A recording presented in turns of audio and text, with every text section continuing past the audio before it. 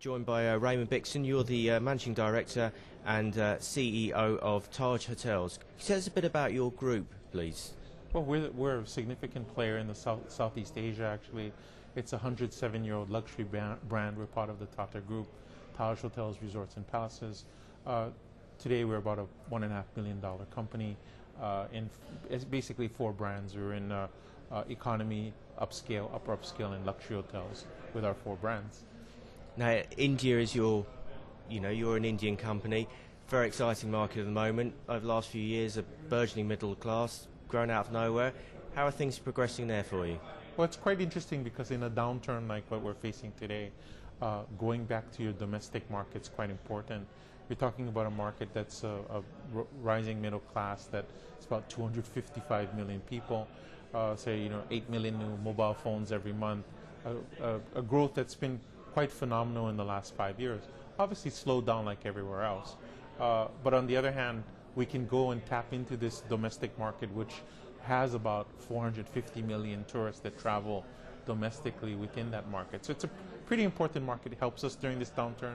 At the same time, it doesn't hold us back from looking at key opportunities that may exist globally that will help expand our brand in other markets beyond the shores of just India.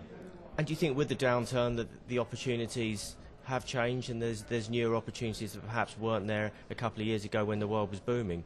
Well, definitely they are. There's cash is king at the moment. So if you protect your margins, conserve cash, I think basically we'll get through the downturn that we have today. And once you get out of the curve, I think what's important is that those that have sort of maintained their pipeline of growth, despite what was going on, and will come out of this with a pretty strong market presence.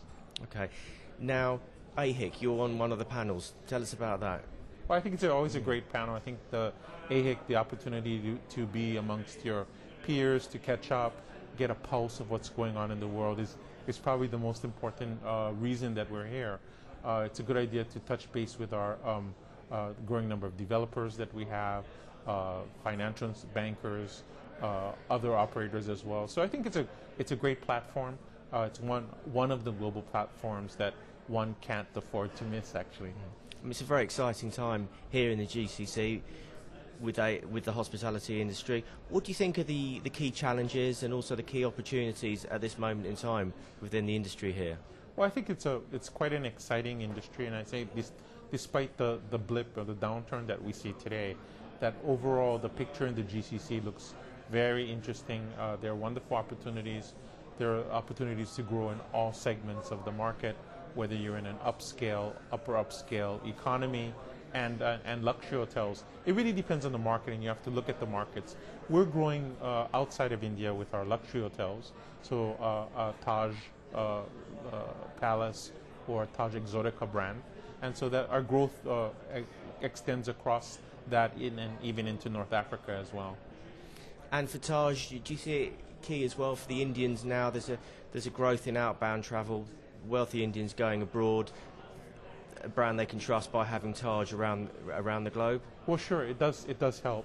Obviously, there's an outbound segment or that I think a lot of brands are interested in targeting, and those that missed the opportunity of being in China, say in the 70s and 80s, today look towards these emerging markets, and the BRIC countries, Brazil, Russia, India, China, are where it's really still happening. There's incredible growth story, and I'd say despite what's going on today in the market, that will still wind up, I'd say, at the year somewhere between 5.5% and 6% GDP growth. So what that means is, I think that from our perspective in our market, the subcontinent and the EMEA market will probably bounce back quicker than what we've seen in the West. Okay, Raymond, thank you very much for joining us on Breaking Travel News. Thanks, Tata.